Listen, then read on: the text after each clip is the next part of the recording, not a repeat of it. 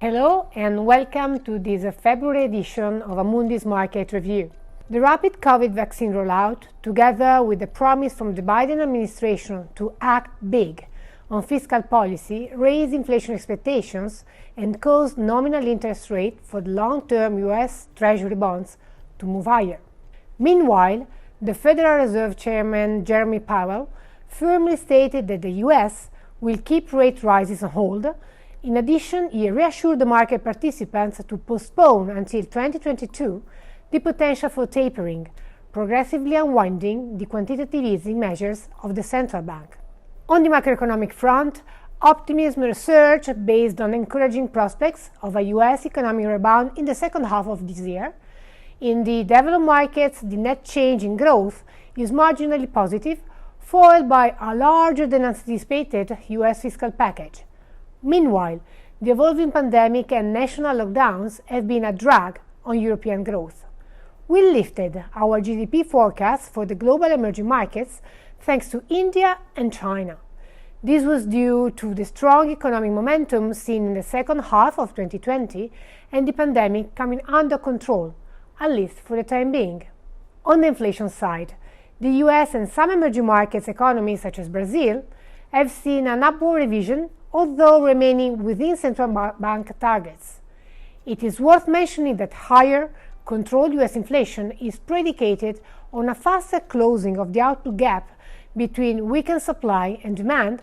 Core domestic inflation will creep up if gradually increasing production cost pressures start being passed on to consumers in a context of more rapidly recovering disposable income. Productivity gains will be key to driving a sustainable rebound in the medium term, as well as to help reducing global debt stock. The big disconnect between real economies and financial markets continued in the first part of the month, with risk assets on an epic ride. Then, asset classes took a pause. When market valuations are elevated, there is always the potential for negative shocks, and we witnessed fascinating price movements and greater risk of financial instability due to Bitcoin and GameStop. The latter in particular emphasizes the change in the market structure with easy access to trading platform for retail traders that will likely require regulators to intervene. Looking in more detail at markets performance in January, bonds nominal interest rate yields moved higher across regions. The increase has been more remarkable in the US, with the US Treasury shifting almost 20 bips higher and closing the month at 1.09%, while inflation linkers retrace comfortably around 2%. The German Bund remains in the minus 0.50% range. China's stock exchange is the month top performer, with the Hang Seng up more than 4%, followed by Euro, value and growth stocks. The US S&P 500 closed the month almost flat, with GameStop erasing the optimism of heavy public spending. Equity markets implied volatility, the VIX index spiked, amplifying market movements. To conclude, where do we stand? We are closely monitoring inflation dynamics and fine-tuning our position on cyclical assets, given the reality check from inflation expectations. We consider the level of the 10-year U.S. Treasury rate as one of the most relevant market triggers.